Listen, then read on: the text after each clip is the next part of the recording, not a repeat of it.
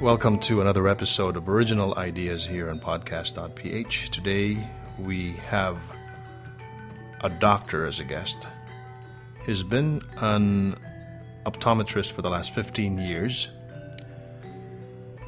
is the immediate past president of Davao JCI, and currently sits as the majority floor leader of the City Council of Davao City, Dr. Bernie Alag.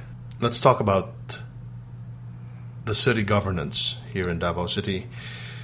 This is a city that is known for proper governance in a sense that everything works as far as the processes and the system of good governance is concerned. How did that happen? Ano ba ang meron dito sa Davao na wala yung iba? Well, the effectivity of any law and any policy of the government, it always go back to the head, to the head of the local government. Now, what I'm saying is it all depends on the mayor. So, mayor is the executive, the local chief executive. So, whatever law we have been passing in the city council, it is very effective because there's a political will from our mayor. So, sa atin kasi, marami na tayong law eh. There are many laws that have been passed, national and local laws. It will just be a piece of paper once there's no implementation. So, the practice here in Davao City, why is it that there is a really effective implementation? Because of the strong leadership and good leadership of our mayor. And because of the trust of the public to the local government. That's very important.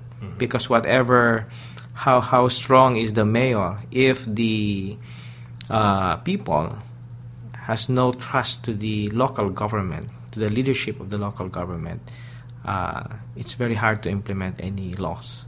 Okay. How long did it take for Mayor Rody Duterte to earn the trust, the confidence, the cooperation of the people in Davao? It was a long process. During the 80s, Davao City was known as the Nicaragua of Mindanao. Because every day, may patayan dito sa NPAs. Maraming NPAs dito sa Davao noon. And every days, I think, mga 10 to 15 people namamatay dito because of that problem. Peace and order problem. And when Mayor Duterte was elected on 1989, his first priority was the peace and order. So the majority of the bulk of the budget of the local government and all his effort was focused on the peace and order program.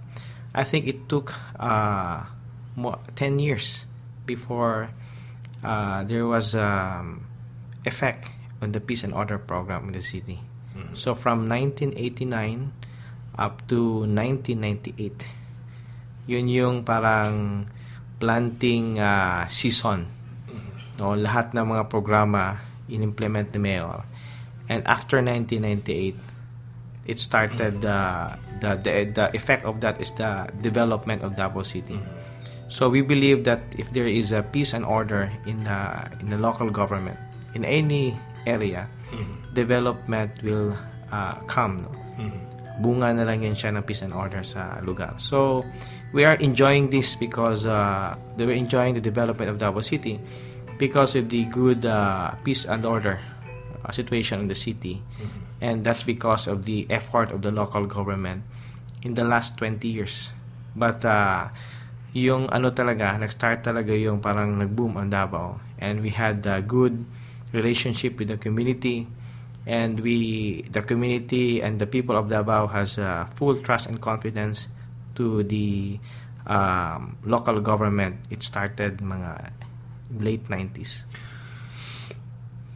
When we look at the gains of Davao City under the leadership of Mayor Duterte, we think about the recent proclamation that Davao is the 4th safest city to live in the world. And you mentioned the peace and order. Everybody knows that a city with, or a place that has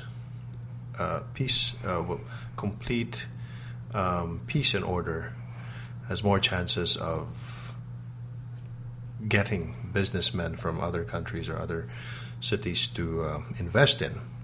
But the other side of the coin, the naysayers would say the reason why Davao is peaceful is because the criminals are all rest in peace.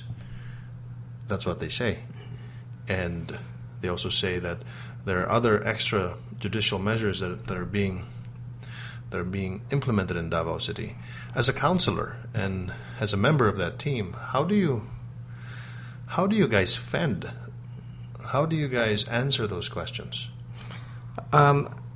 Personally, I don't believe in extrajudicial measures. Mm-hmm. No. We don't support any extrajudicial measures na ginagawa.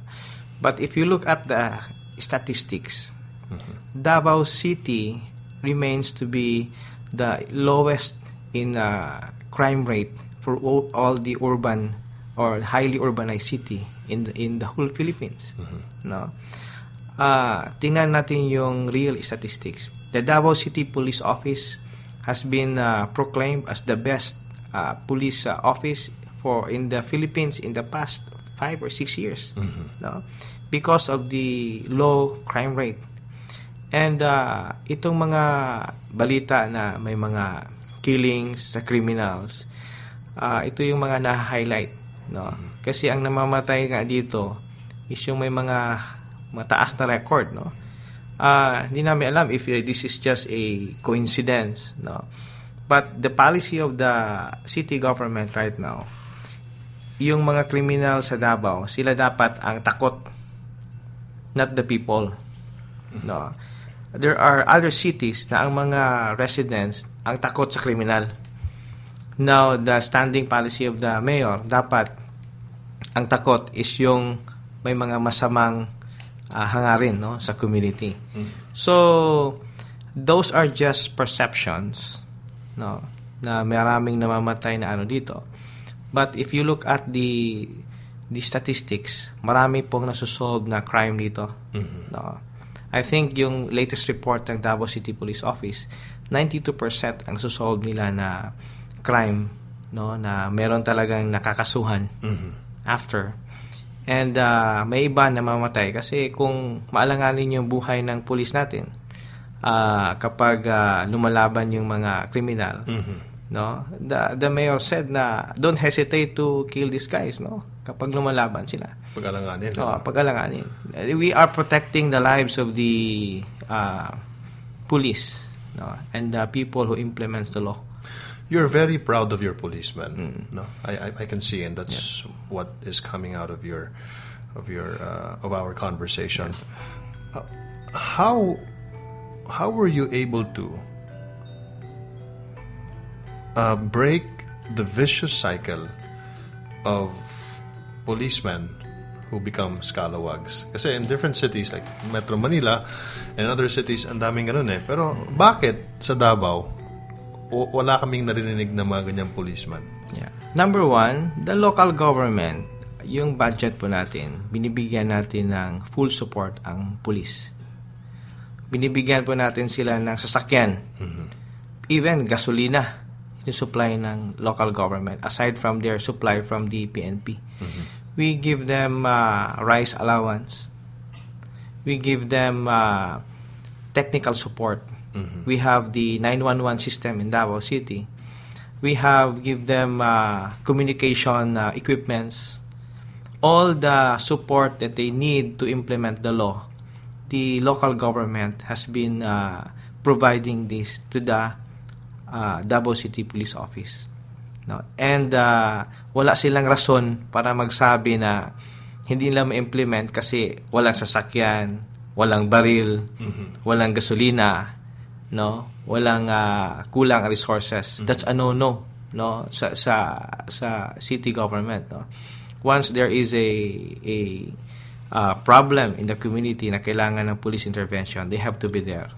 And second, the policy siguro na walang sinasanto po ang ating mga local chief executives.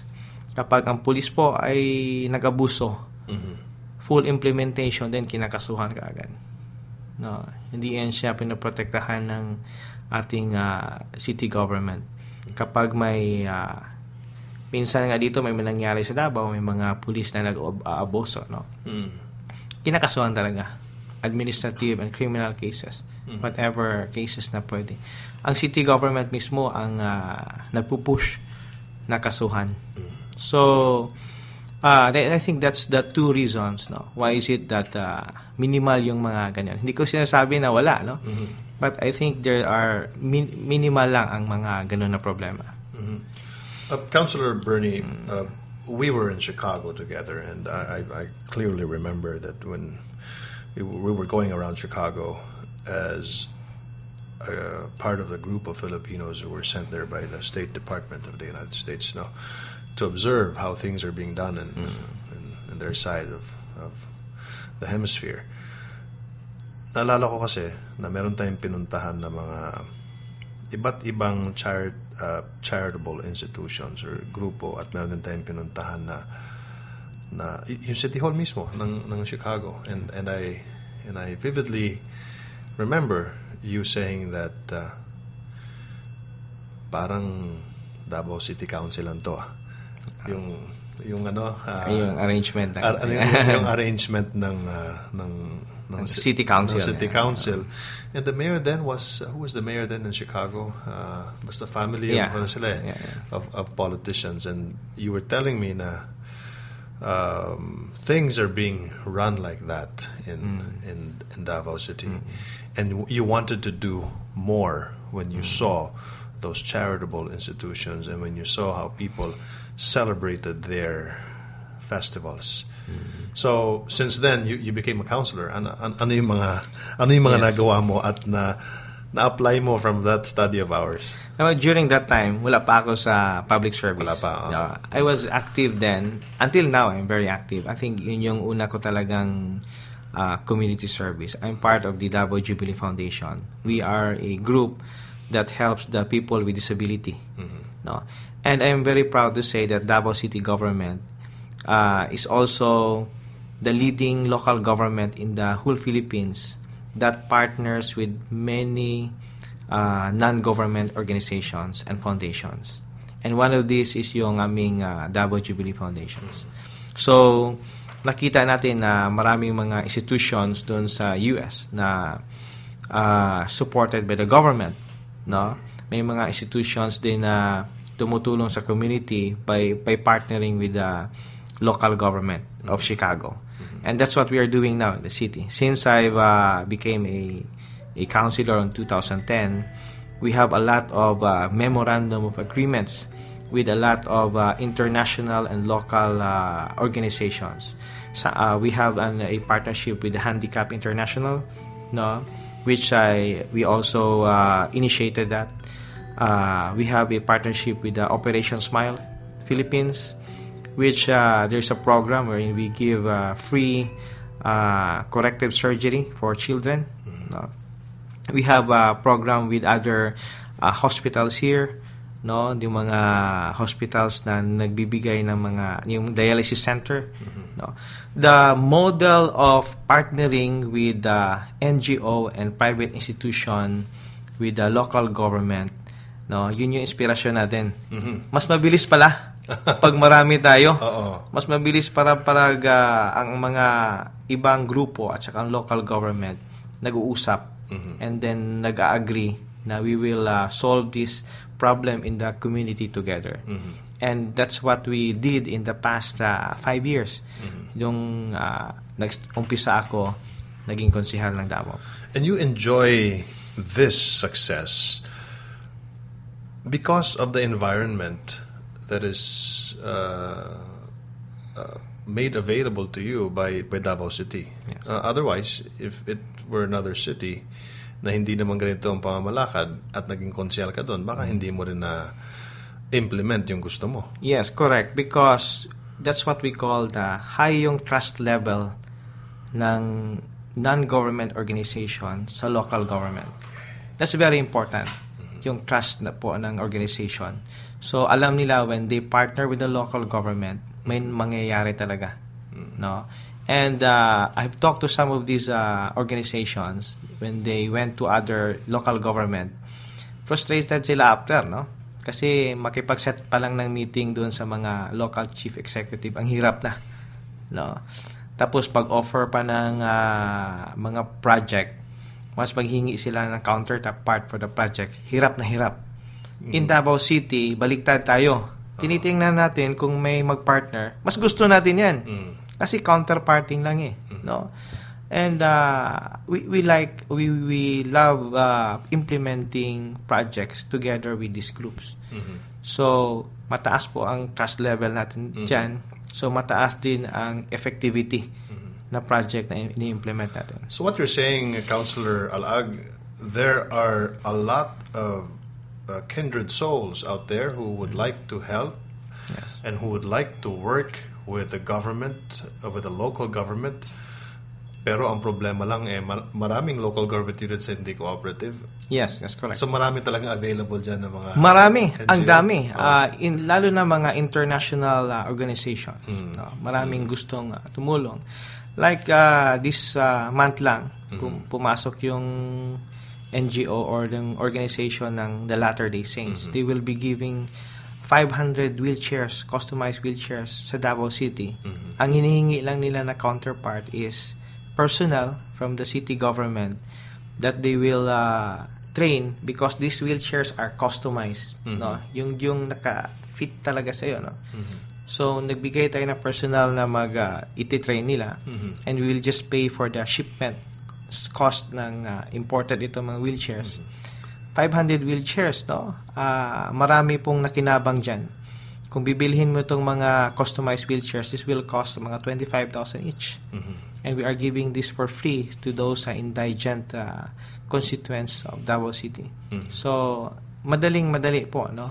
Nating gawin because alam nila once they partner with the city government of Davao, meron talagang nangyayari, no? At saka matatapos yung proyekto na walang mga controversies, no? Walang mga masasabi sila na corruption issues. No? If you were to have a commercial that's of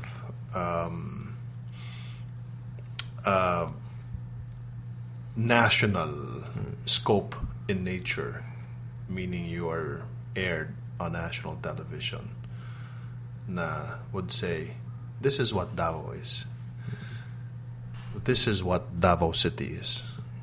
Sana ganito rin kayo. Ano yun? Ano yung mga yun? I always say that the greatest achievement of the local government of Davao is not the development, it's not the peace and order. But the greatest achievement of the local government of Davao City is the gaining of the trust of the people, or getting back the trust of the people to the government. Yun ang malaking achievement talaga ng Davao. Because in the last many decades, walang trust ang tao sa local government. And even now, tingnan mo yung trust rating ng tao sa gobyerno, mababa. And that's our achievement here in Davao. People, if you will talk to people, kahit yung pinaka-simpleng tao sa Davao City, tanungin mo kung may trust pa sila sa kanilang mga leaders sa gobyerno, sa Davao City. I think that's our achievement. We had the trust of the people. You have a very well-oiled and well-run city hall, and you say that the citizens trust you so much, trust the city hall, the government so much, the same way that the government employees or the administration trusts the people, no? My question is, for those who are elected, no, like you in the council, the vice mayor, the mayor, I would suppose that the people who are elected there in your council are also of high caliber, because I'm trying to compare this with other places in the country wherein marami ka ng pera, konsyal ka na. Sikat ka lang, konsyal ka na. Anak ka lang, ni ganun, konsyal ka na. And one one prerequisite, I suppose, of getting the trust of the people is putting out candidates that are competent. No. So the question is, mahirap ba maging konsyal o mahirap ba ma-elect na maging konsyal sa Davao City? Actually, sa Davao City, once you are part of the party of Mayor Rudy Duterte, parang 50% pwede ka na manalo. Yung 50% yan is yung effort mo. Alam mo, Martin, yung tumakbo ako 2010, ang gasto ko lang noon is just 60,000 pesos. Naging konsyal ako. Wow. Bakit ganun kaliit, no? Because I was part of the local party. We call it Hugpong sa Taong Lungsod. That's the party of Mayor Rodrigo Duterte. And every election, landslide yan siya. Just last election, out of 24 positions in the city council, 21 doon is yung kandidato ng party. Yung 3, yung nakapasok na independent candidates. So, ganon kalakas ang partido natin. No? And once na nakapasok ka sa partido, in-endorse ka ng partido, it means that the party has full trust and confidence in your competence and in your character to be a part of the city council. No? Kung meron ka ng ganyan, mismo ang partido ang magbibenta sa'yo no, dun sa mga tao. Kaya, hindi mahirap. So it's like the Politburo of China. So it's very difficult to get into that party. You gotta have a certain level of qualification. Correct. That is why na importante yung grupo na yung partido mismo, kilala nila yung kandidato. And once you get the blessing of the party and the mayor, sigurado ang tao na itong ini-endorse ng partido has the competence no, and the character to be part of the city council. That is why, ngayon nga nag-usap kami ni Mayor Rudy. Ang gusto niya if ever may mga makapasok siya sa national position, ang gusto niya is ibabalik yung two-party system na political system natin. No? Na gusto niya ibalik yung mga high caliber na politicians like Dasalonga, Datanyada, kasi sa partido mismo, ang partido yung magsala o sino yung maging competent talaga na screening committee. Hindi yung dahil sikat ka na, pwede ka nang maging senador no, o congressman. So, ganun po ang nangyayari dito sa Davao. People are listening out there. They may be Davaoeños, they may be Manileños, they may be from Zone Visayas or Mindanao. No, if they want to see and if they want to observe or they want to have a touch of Davao City, do you have any website where they can go to where they can check? Yeah. We have a official website of Davao City. I think it's davaocity.com.ph. They can check. They can Google that.